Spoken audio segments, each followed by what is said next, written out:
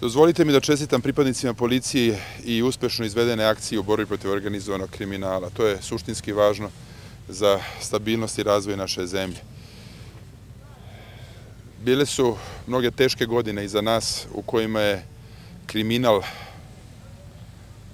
stabilizovan, a destabilizovana država. Sada je poslednji trenutak da učinimo konačni iskorak u borbi protiv organizovanog kriminala.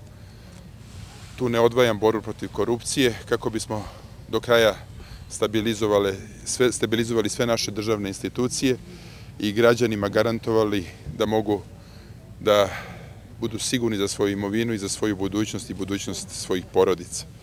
Ova država će i nadalje pokazivati da je spremna da na organizovan način pruži otpor i uključi sve moguće resurse u borbu protiv organizovanog kriminala i pokaže da je spremna da odgovori na sve izazove savremenog sveta. Time ćemo pokazati da smo i jedan kredibilan član međunarodne zajednice.